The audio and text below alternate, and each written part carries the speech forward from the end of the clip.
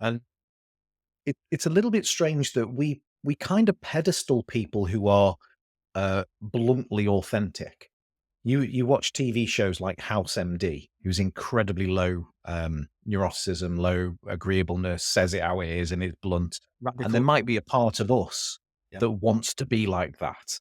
Yeah. You know, the doodle comedy sketches of Veronica putting her boss in her place when she tries to get a holiday, the Sherlock Holmes type programs where people are just themselves all the time, regardless of the bluntness. That's great in a half-hour entertainment show, but in the real world, we have to be cognizant of other people's feelings, how we're perceived, etc. We can do both. We can be aware and be tactful and be diplomatic with others without sacrificing who we are. Um, but not doing it us, not considering that doesn't make us House or Sherlock Holmes. It just makes us a bit of an ass. And not having that emotional intelligence to realize the difference, it is not, it's not a superpower. You're not on the telly. So yeah, we need to be aware of others, and tact and diplomacy are great tools in a social species like ourselves. So let's use. I suppose there's a fine line as well between being yourself and attracting an audience that aligns with you, and being ourselves to a point where it alienates our entire audience.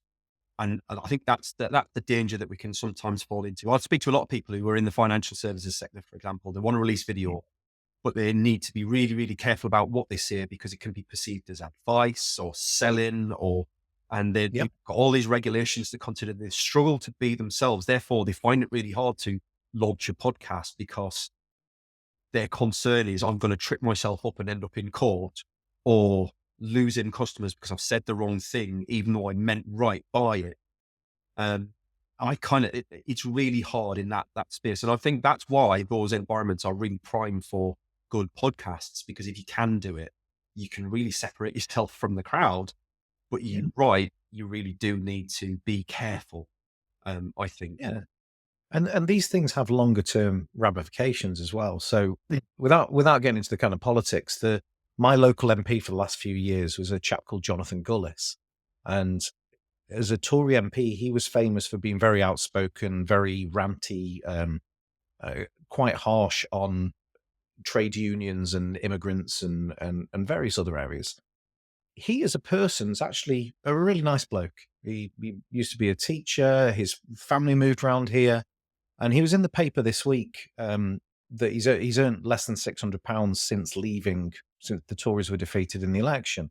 And that is part of that is because he was being inauthentic.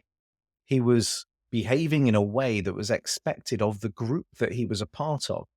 And whether he did or didn't hold those beliefs, the reality is that the lack of tact and political agility and diplomacy now means that he's been judged that that's what he's really like.